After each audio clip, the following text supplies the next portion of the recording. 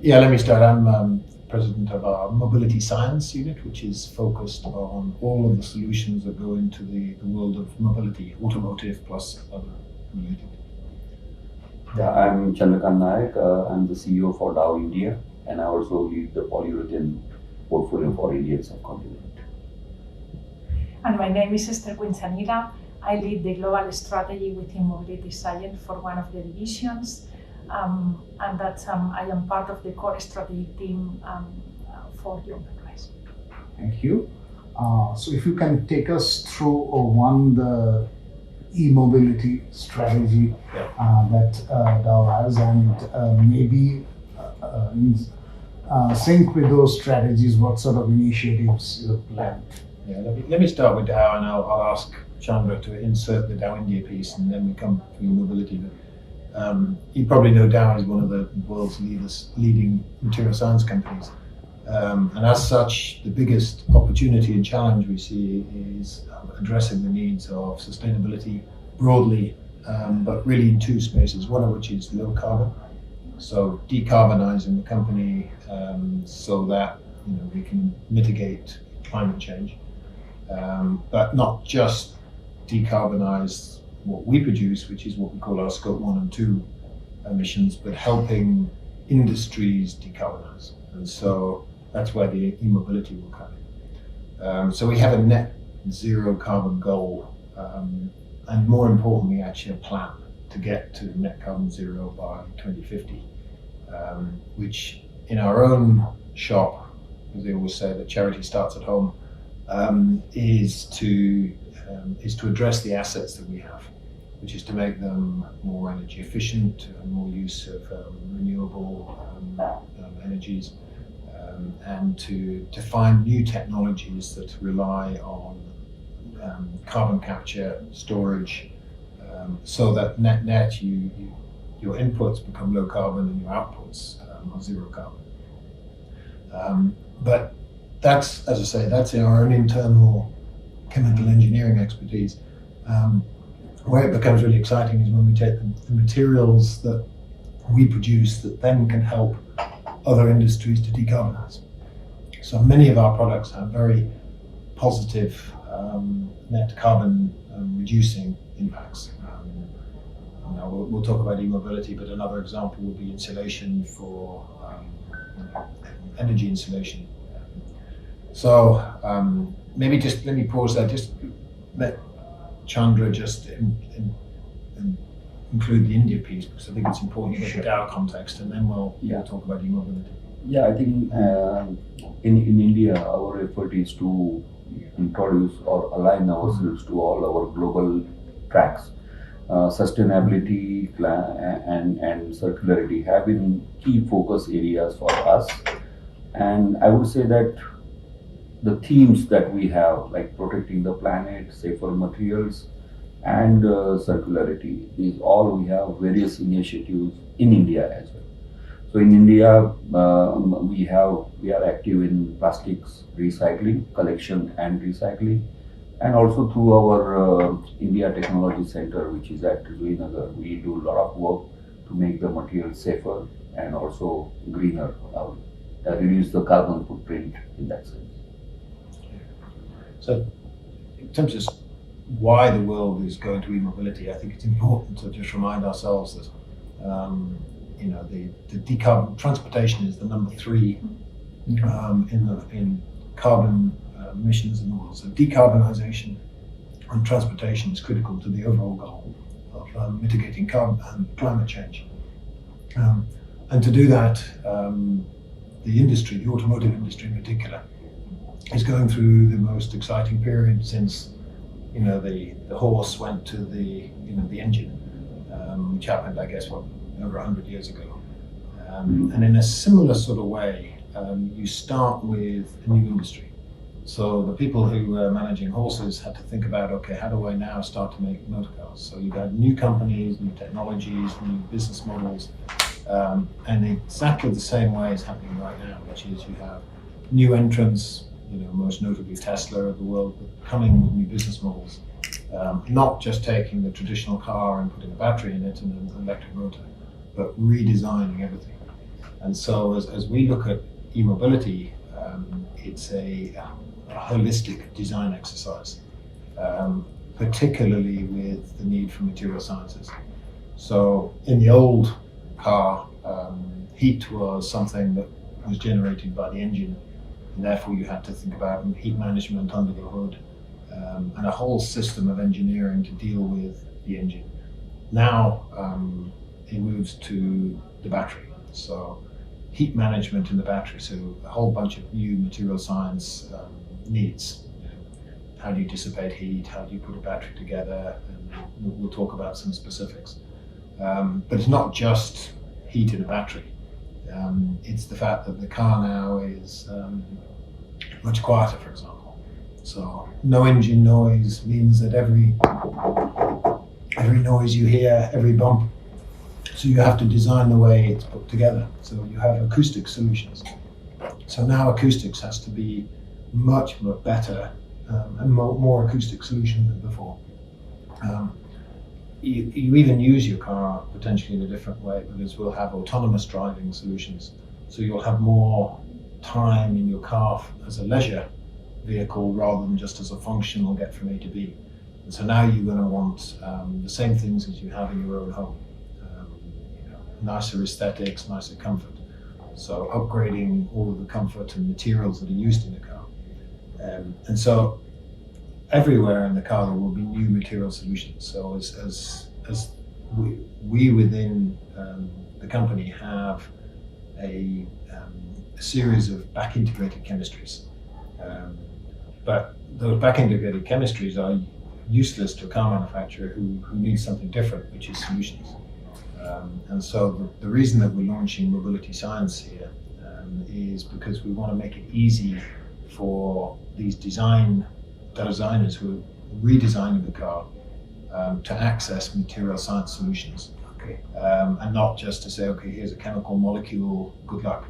And so we really are taking all of their needs, not all of which they understand yet. So a lot of this is, I would say, 80% known, still a lot of 20% discovery, even in what their question is. So we go collaboratively with all our expertise, and I may have a polyurethane expert, silicon expert, a plastic expert, and together we find out A, what the customer needs, and then B, what the solution is. One of the other areas I didn't mention was around lightweighting.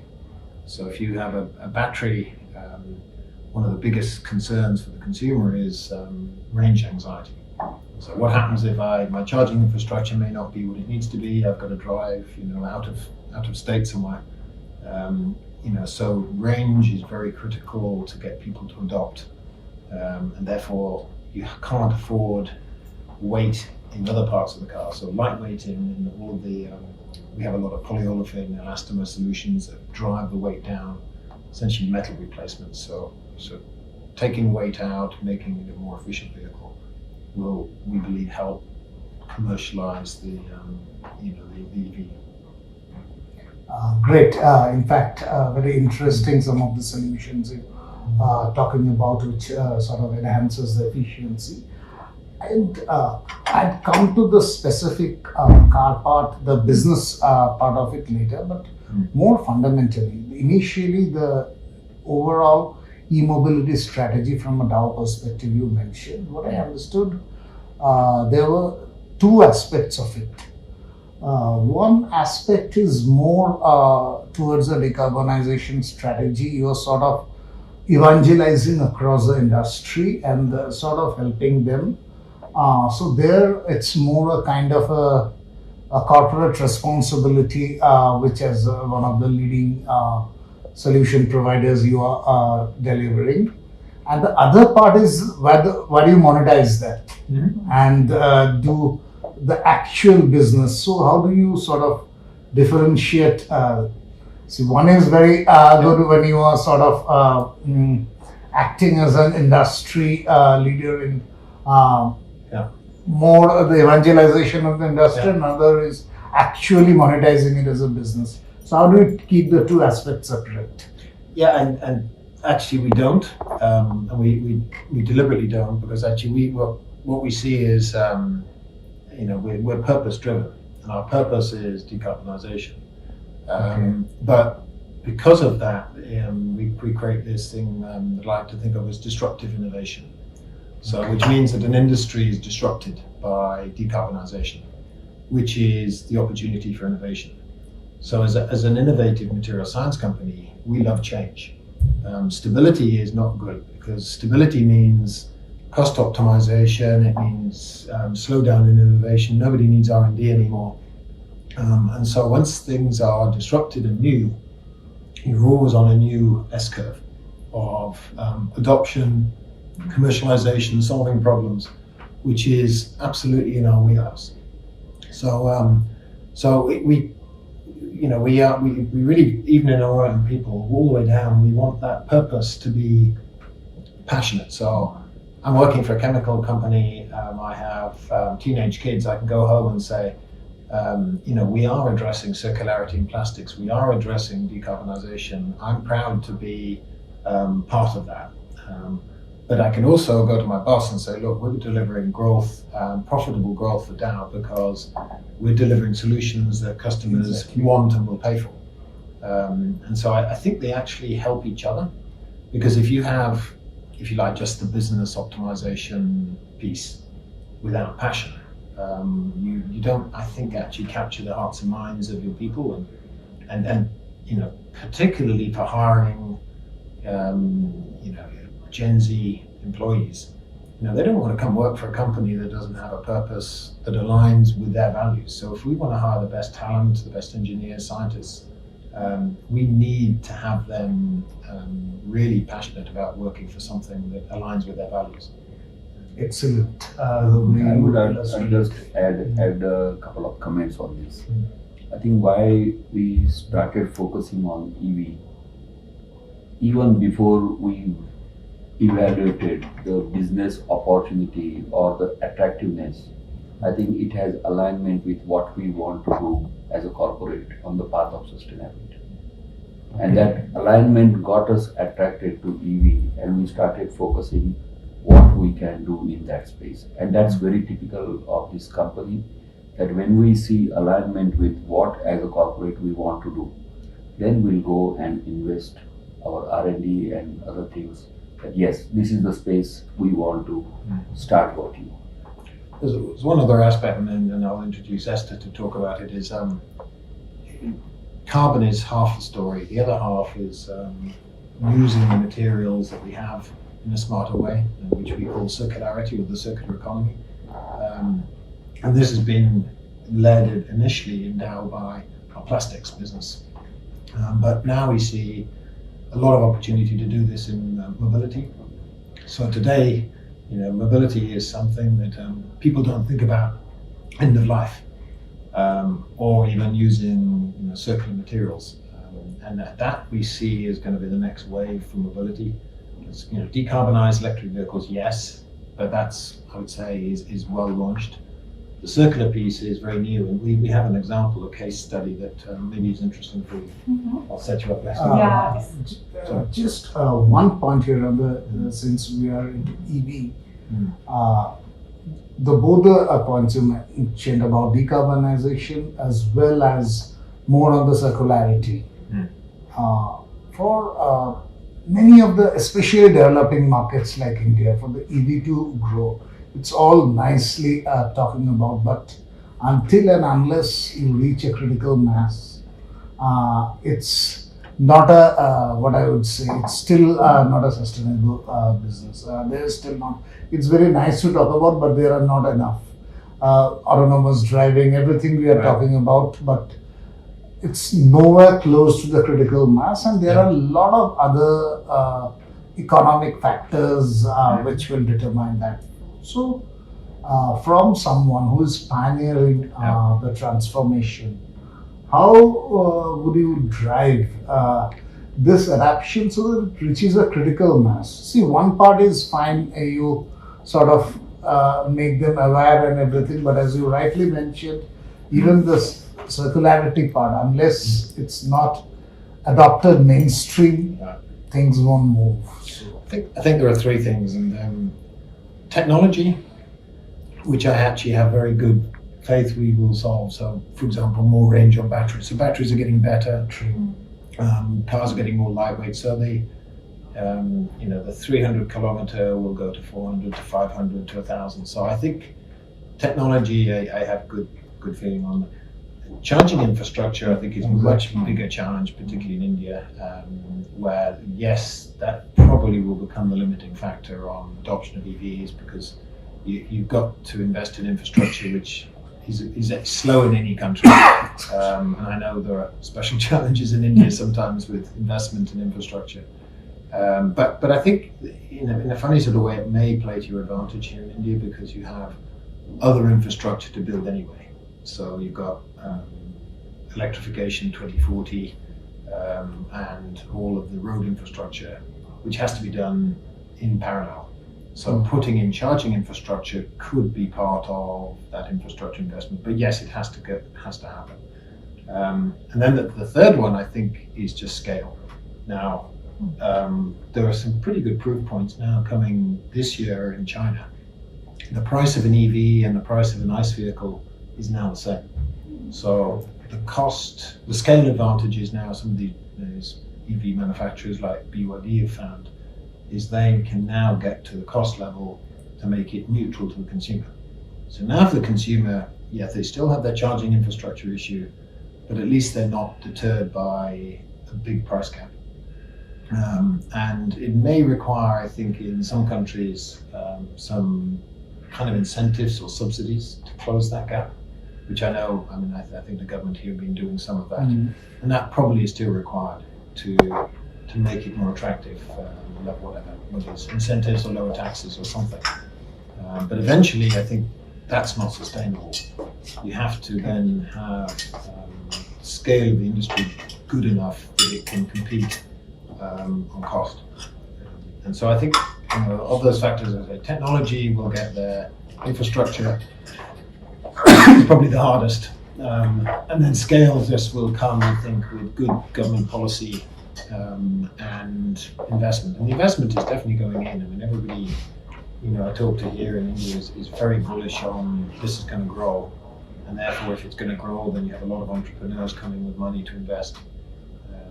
And so, there will be, like any industry, not every company that invests will succeed. So there will be a shakeout.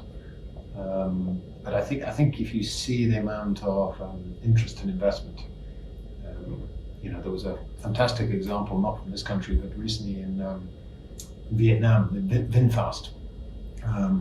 Really a relatively local Vietnamese company went IPO on the NASDAQ and had a market cap greater than General Motors on the first day.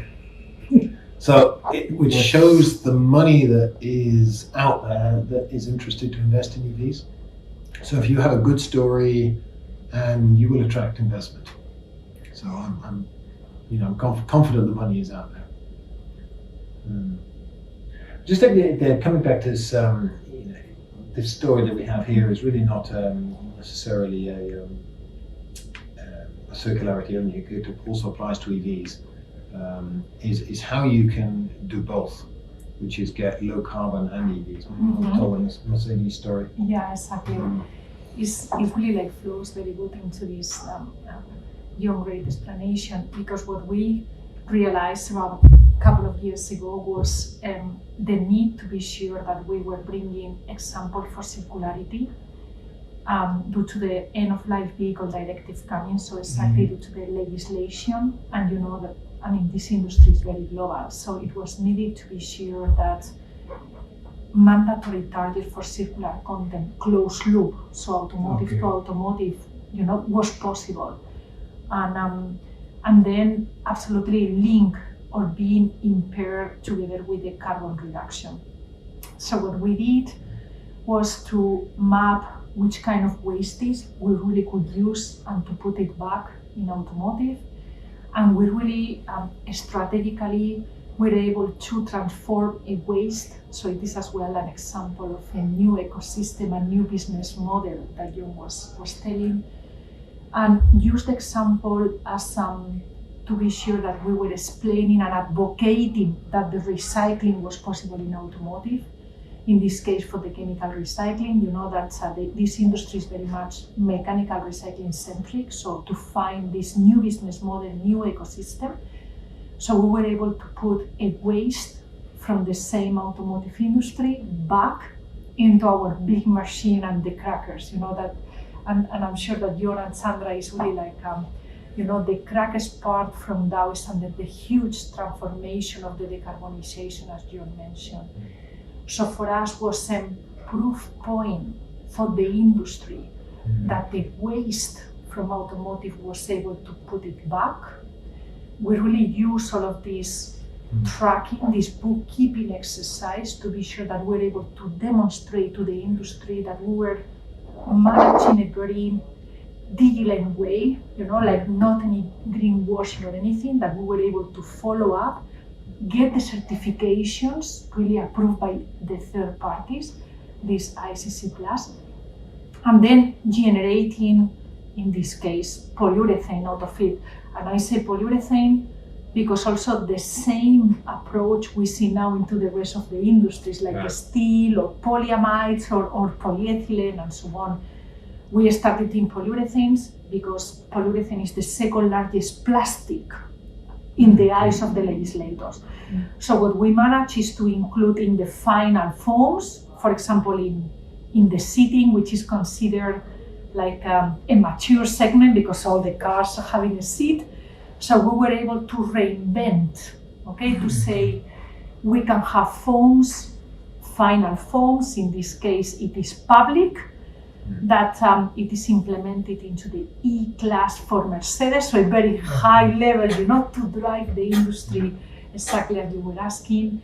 The final foams contain more than 25% of circular content over there, auto to auto, ahead of any of our competition. So nobody from the rest of the materials was able to put it before than us.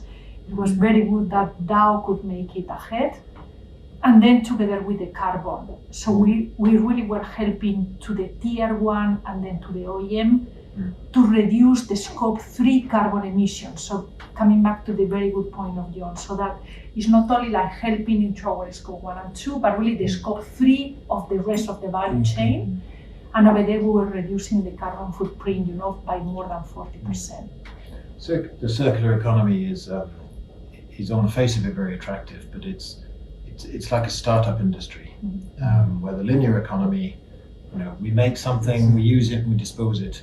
We've been optimizing that for, I would say, thousands of years. But, you know, in the modern world, certainly for the last 100 years, you know, we drive down the manufacturing costs of things, we use them and we throw them away. Now the circular economy comes along and says, okay, now at the end of the life, I need to reuse. Well, the manufacturing process wasn't built for that. Not so difficult actually, but the collection and the sorting doesn't exist. So you've got this massive societal problem of how do I take waste at the end of whatever it is, automotive or food packaging, build a collection industry, build a sorting industry, and then give it back to us, the manufacturer. And the example that Esther uses is interesting because typically the mechanical recycling is still, it's simple, but it's not good enough for certain industries like automotive, which is highly quality. You know, it's not 1% is not good enough as a compromise. You have to have 100%. So we went back to the molecule. So you can either do mechanical recycling, which essentially melts it, but doesn't take it back to the plants. You get a lot of impurities, a lot of other things that, you know, good enough for most industries, but not for automotive. Whereas we take it fundamentally back to the individual molecules. We break it apart and then start again. And once it's like once a molecule's been reborn, it doesn't know that it used to be a different application. So that it collection and sorting part is sort of partially taken care of. Well, I think that's the big challenge. I think that's absolutely not taken care of.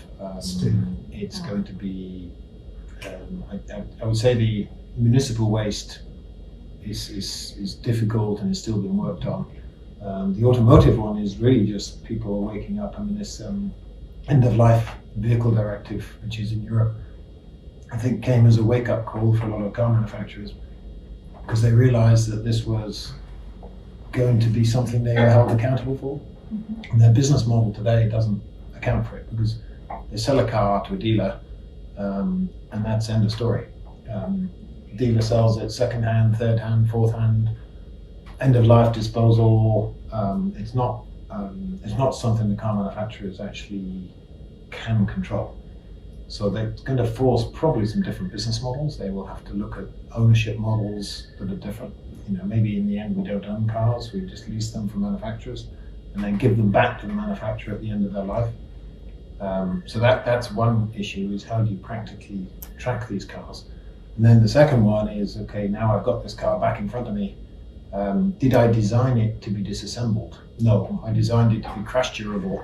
And almost the reverse, that whatever happens, this car will never fall apart. And so now suddenly you're going to have to look at reversible assembly. So adhesives that debond just as well as they bond.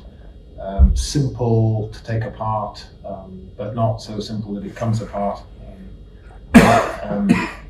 And then the third issue is then, okay, now I've disassembled my car cost effectively, because you don't want to spend the same money assembling it. Now what do I do with all these pieces? Well, that glass goes in this, and so how do I now recycle all of the components? True. So this is, I would say, if EVs are 70% optimized, the circular economy to me is 5%. It's right at the beginning of it's even people haven't even started thinking about it.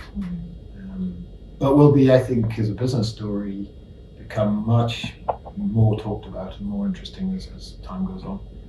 Any that waste management Indian use cases you can refer? Yeah, I can build on what John said, and that's where I feel, or rather I get excited about what's happening in India. In fact, India is the first country in our domain where we launched post-consumer recycled products. And today, there is good demand. The limitation is still finding the waste.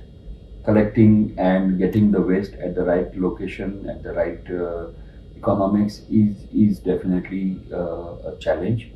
But the post-consumer recycled waste for various applications have been launched. Now, automotive, as I said, it's a highly quality conscious, but I'm sure the industry will keep improving and keep working on recycled products which are across the various applications, and they meet those standards. The second trend I see in India, and which is being talked about, so first of all, the car scrap policy, vehicle scrap policy is introduced in India. And there is a lot of talk about how to recover good material from the car that is scrapped, okay, as well as the concept of remanufacturing is also being talked in India. So this is a global concept which is already set in some of the developed countries, where you take as many components or as many parts which can be refurbished and given another life. Those concepts are also coming to India. So we are tracking all the changes and all these trends in the market. We are associated with many of these companies, and we are using our global knowledge, global expertise to partner and bring those solutions to India. And your partnership with Lucro is interesting. It's not an automotive. Absolutely, it's not automotive, but we have a big participation in the flexible packaging. But all the waste that gets collected, that gets sorted out, and it gets converted into post-recycle waste, and that is used again in packaging and other applications. So that's a big thing. And if I really can reinforce as well the example that Jon and Sandra were putting for them, design for circularity, and then the e-mobility, we really are working in Dow as one of the key projects of this detachable adhesive for the swapping of the batteries. Okay. I think that the end of life of the batteries and the enormous opportunities that this really could create, like for us as a material science, how to develop, how to be the first, how to collaborate for this swapping of the batteries, and countries like India with the 2-3 wheelers and their electrification really represents an enormous potential for us. and this is where we also see us different from the competition. If you think about the cost of a battery is now half the cost of a car, and depending on the cell design, you might have, say, 100 cells. One cell goes bad. Today, that means you'll potentially scrap your whole battery. So you're throwing away 99 good cells. If you can remove that one cell because you have detachable adhesive without disturbing the other 99, you take one cell out, you put the good one in. Economics also changes. The repair and the life of the battery improves. So on what looks like quite a small technical improvement, like a detachable adhesive, becomes a massive economic gain to making batteries more affordable. Exactly. And again, this is really like extremely important for India today, and I think it's very obvious in the show, that the industry is doing a lot of cell to cell. So we really try to anticipate for the market trend into the cell to pack, and really going even into the cell to chassis. But as Jon mentioned, the cell to pack is an enormous advantage, where the detachable adhesives represents an enormous innovation and business opportunity for that. And that's where a lot of Chinese manufacturers, I think, have found cost competitiveness by driving things like cell to pack. So they've driven overall cost down by sort of simplifying the design. You mentioned that in the Chinese market, it's the EV and the ICE vehicle is almost. Yes, same prices here. And that's and some of this is driven by new players. In fact, most of it's driven by new players. I mean, the existing players in China would be Tesla, but they're not really a Chinese company. But a lot of the other ones are companies that didn't exist as car manufacturers 5 years ago. BYD, NIO, XPeng, all of these are completely new players. And they have an advantage to some extent, because although they don't have the history, they have the clean sheet of paper, and so they don't think of redesigning based on the ICE vehicle. They start with almost software as their center point of design, and then around that they build the electric vehicle. Whereas I think a lot of the other more traditional manufacturers tend to mentally think the other way around, which is, I'm taking this engine out, I'm replacing it with a battery and a different powertrain. And it's from a business model point of view, I think it's not so simple to do that, because typically I think a lot of car manufacturers have outsourced things. So as you outsource without in a non-software world, it's not so difficult because you mechanically put it back together again. As soon as everything is electronically integrated, it's awfully difficult to have 15 suppliers and 15 software systems, because then you need your own software integration. And so I think the beauty of Tesla's business model was they really started from the software out, and then they built the mechanical parts.